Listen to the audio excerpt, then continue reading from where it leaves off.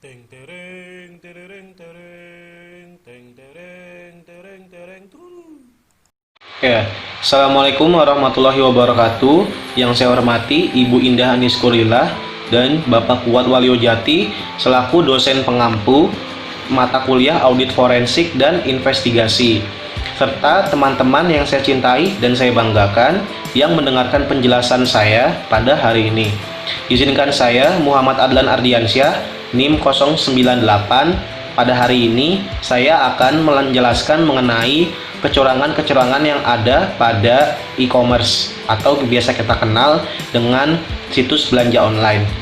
Oke, sebelum kita memasuki mengenai bab ini, kita perlu mengetahui apa saja faktor-faktor dan komponen yang menyebabkan kecurangan di e-commerce ini terjadi. Oke, kita mengenal ada tiga. Yang pertama adalah tekanan, dan kedua kesempatan, yang ketiga adalah peningkatan kecenderungan terhadap rasionalisasi.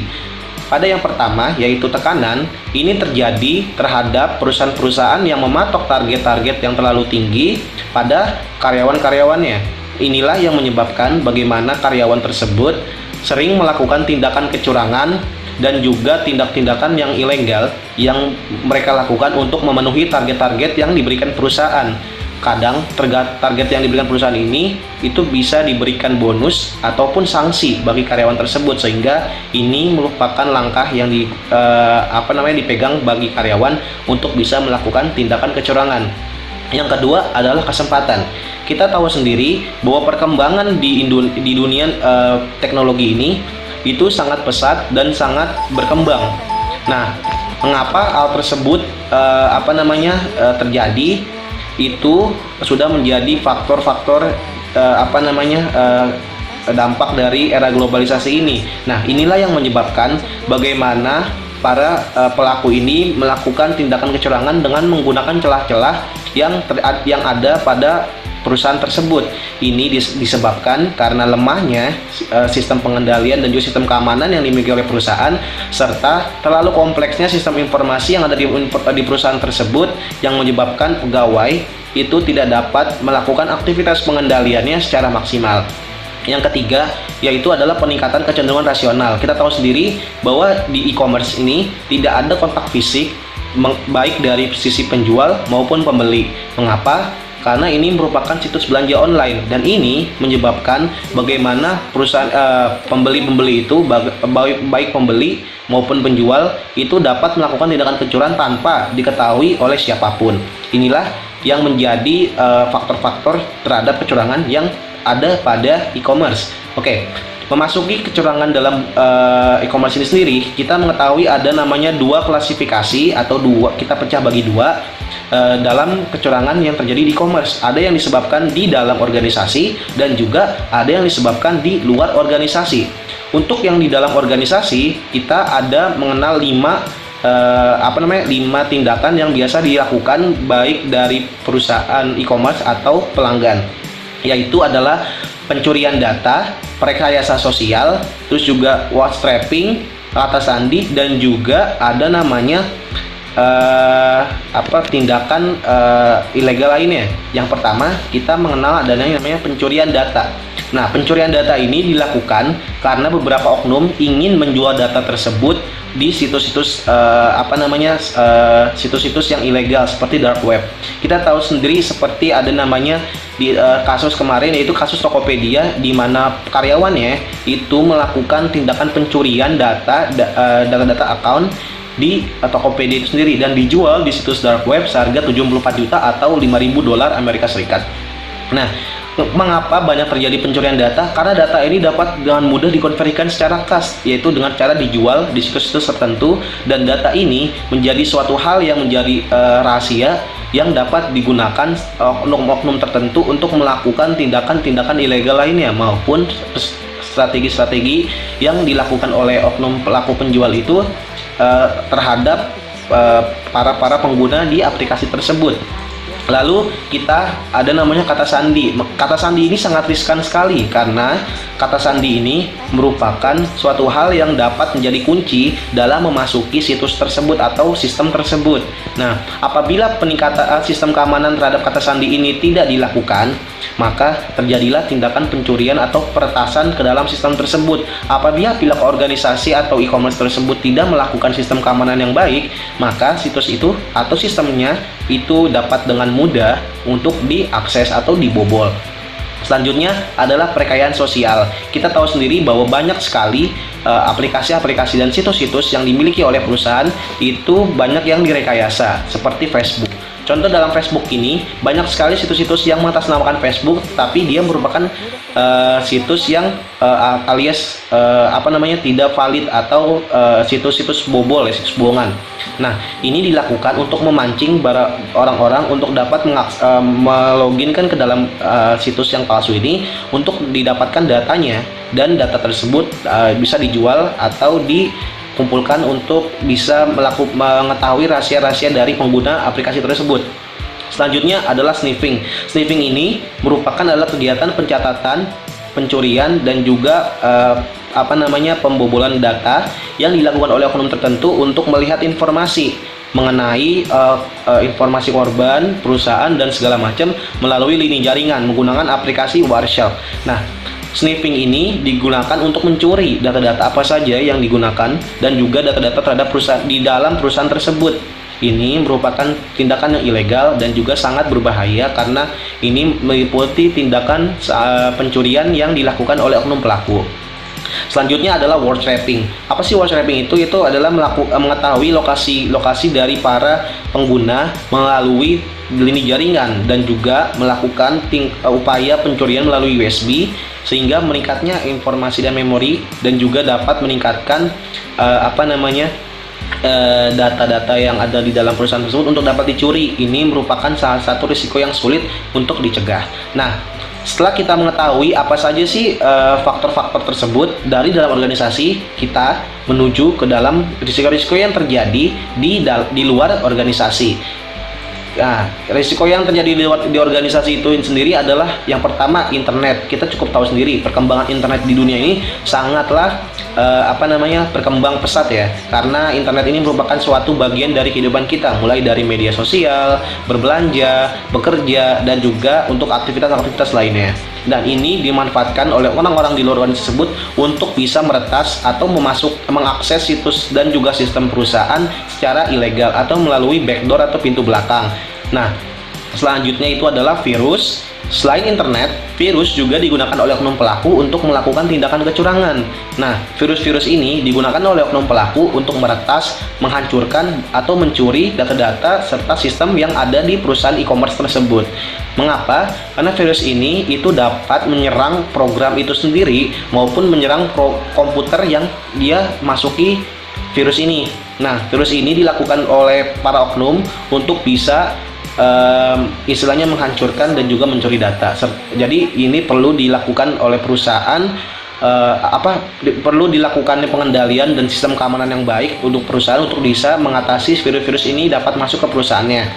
Nah, yang selanjutnya itu adalah spyware. Nah, spyware ini adalah tipe malware yang digunakan untuk memata-matai atau memantau perusahaan, data-data dan juga sistem yang ada di perusahaan itu di mata-matai untuk bisa dicuri dan diketahui. Nah, inilah merupakan suatu tipe malware yang cukup berbahaya karena ini dapat melihat bagaimana data perkembangan dari perusahaan, data dari milik perusahaan yang digunakan oleh oknum pelaku untuk direplikasi dan dijual atau bahkan menggunakan data tersebut untuk tindakan ilegal lainnya. Nah, yang selanjutnya itu adalah phishing. Nah, phishing ini dilakukan oleh oknum pelaku dengan mengirimkan surel-surel yang mengatasnamakan resmi dari perusahaan terhadap pegawai yang dilakukan untuk dapat mencuri data-data dari pegawai tersebut dengan istilahnya pegawai itu memberikan informasi terhadap alamat email yang diberikan. Nah, biasanya surel-surel yang dikirimkan oleh pelaku phishing ini itu berterus-terusan atau istilahnya spam. Nah, upaya untuk mencegah spam ini yaitu dengan melakukan pemblokan terhadap message-message yang dianggap melakukan spam di dalam surel pribadi kita. Nah, Inilah yang mengapa banyak sekali perusahaan-perusahaan itu tidak mengabaikan surat-surat yang tidak atas nama pribadi. Makanya di setiap perusahaan memiliki domain email itu tersendiri. Selanjutnya itu adalah spoofing. Spoofing merupakan tindakan kecurangan dengan mengubah header dari surel email yang resmi dengan surel email yang dimiliki oleh oknum tersebut. Gunanya untuk melakukan tindakan pencurian. Hampir mirip dengan tindakan sebelumnya atau phishing, tetapi surel ini mengubah langsung apa yang dimiliki oleh perusahaan itu sendiri untuk dimanfaatkan oleh dirinya sendiri.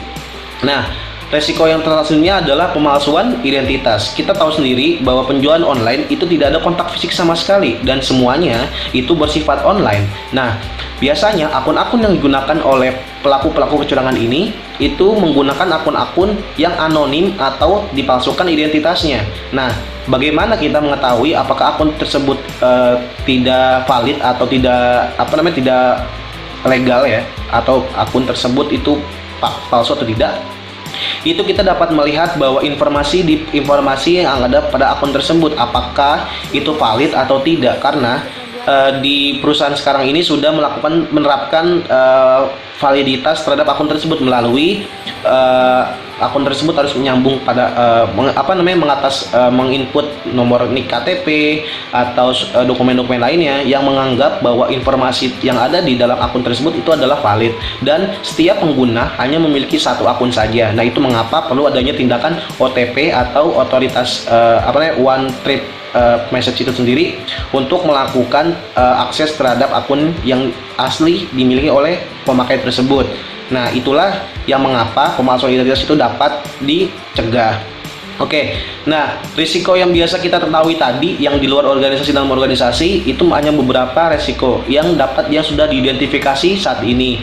Nah, perbedaannya ini sendiri karena memang risiko kecurangan itu sendiri yang telah disampaikan tadi merupakan risiko-risiko yang baru diidentifikasi saja, belum tentu ada risiko lain yang belum teridentifikasi, karena berbeda dengan yang terjadi dalam kecurangan di bisnis yang offline atau bisa kita lihat tidak elektronik ya. Biasanya kan kalau di bisnis yang di e-commerce itu sendiri kan biasanya terjadinya korupsi, penyuapan atau kickbacks. Nah, kalau di e-commerce ini tuh bervariasi, mulai dari pencurian data, terus juga akun palsu dan sebagainya. Itu dirasa sangat baru dan kurang pemahaman bagi para pelaku industri tersebut. Inilah yang mengapa kita perlu adanya langkah antisipasi terhadap kecurangan tersebut. Nah, bagaimana caranya untuk mencegah kecurangan itu sendiri? Yaitu kita harus mengidentifikasi komponen-komponen apa saja dan risiko-risiko apa saja yang dapat terjadi di lingkup e-commerce kita. Kita rinci satu-satu. Nah, apakah yang dapat terjadi? Misalnya pemalsuan data, kita rinci apa saja. Oh, pemalsuan data bisa jadi karena identitasnya tidak valid, informasi tidak lengkap, dan juga validitasnya tidak dilakukan. Nah, kini kita rinci risiko-risiko apa yang dapat terjadi di e-commerce kita, baru kita lakukan upaya penindakan kecurangan. Lalu kita perlu melakukan edukasi terhadap karyawan mengenai suatu integritas dan juga etika yang harus dimiliki oleh pegawai dalam melaksanakan pekerjaannya. Ini perlu didukung karena karyawan perlu dipertahankan loyalitasnya dan juga integritasnya dan juga etika yang dimiliki pegawai agar sejalan dengan visi yang dimiliki oleh perusahaan tersebut, agar keselarasan antara perusahaan dan juga karyawan itu dapat terjalin. Nah, ini perlu didukung oleh partisipatifnya dari Dewan Direksi dan juga Komite Audit dalam mengawasi kinerja pegawai di lingkup perusahaan tersebut, serta manajemen operasional itu harus mengubah gaya operasional dari operasional dari perusahaan tersebut, karena ketika perusahaan selalu menargetkan target yang tinggi sedangkan kemampuan perusahaannya itu tidak sampai, maka hal-hal ini dapat terjadi di dalam perusahaan tersebut. Nah, ini juga yang mengakibatkan bahwa perusahaan perlu menentukan kebijakan-kebijakan yang jelas serta praktik-praktik yang harus dilakukan bagi SDM yang dimiliki perusahaan. Mengapa? Agar terjadi keselarasan antara visi dari tujuan dari manajemen tingkat atas dan juga pekerjaan dan juga daya kinerja dari karyawan-karyawannya di bawahnya. Nah, ini merupakan lingkup pengendalian yang ada di dalam perusahaan e-commerce. Oke, nah setelah kita mengetahui apa saja yang dilakukan itu, nah kita dapat merinci dan juga menulis apa saja yang kita lakukan untuk bisa mengatasi atau mencegah kecurangan itu dapat terjadi. Yang pertama, kita dapat melakukan pemisahan tugas yang memadai istilahnya.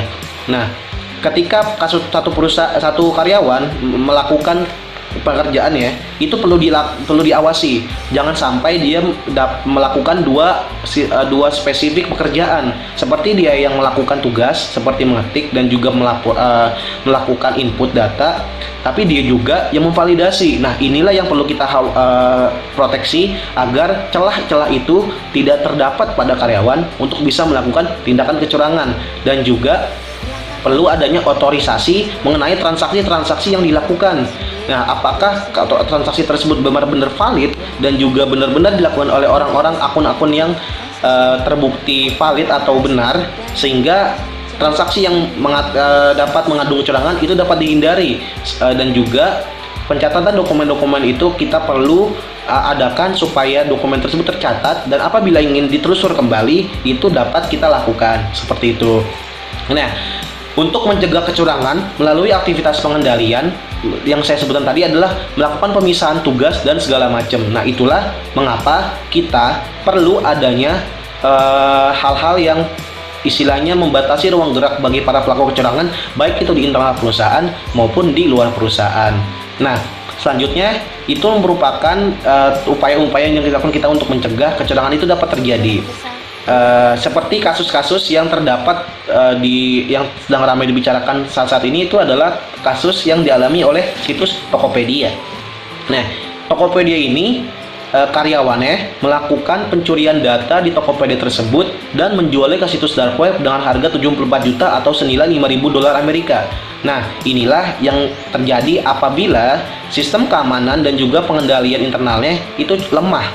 Nah, sehingga karyawan-karyawan ini dapat dengan mudah untuk mengakses data tersebut, dan inilah perlu ditingkatkannya integritas dan juga etika yang dimiliki karyawan untuk dapat meningkatkan kinerjanya sesuai dengan visi yang diemban oleh organisasi tersebut. Nah, selanjutnya Tokopedia ini melakukan sanksi PHK terhadap karyawan-karyawan yang terlibat kecurangan tersebut, sehingga dapat kedepannya ini tidak akan terjadi lagi, dan Tokopedia melakukan peningkatan di sistem keamanannya itu sendiri dengan meng-hire perusahaan-perusahaan sistem keamanan internet di dunia yang memiliki reputasi yang sangat tinggi. Ini dilakukan sebagai langkah upaya untuk mencegah adanya tindakan kecurangan yang terjadi di e-commerce miliknya. Ya, mungkin itu saja yang dapat saya jelaskan mengenai bab tentang kecurangan di dalam e-commerce. Apabila terdapat kesalahan penjelasan yang saya jelaskan tadi, mohon dimaafkan. Dan apabila informasi yang dapat saya bagikan kepada kalian itu dapat bermanfaat bagi kalian, setelah itu saya mengucapkan terima kasih terhadap dosen-dosen yang telah membimbing saya, dan juga teman-teman yang selalu mensupport saya dimanapun kalian berada. Oke, terima kasih atas perhatian kalian yang telah melihat penjelasan saya. Kurang lebihnya mohon maaf. Wassalamualaikum warahmatullahi wabarakatuh.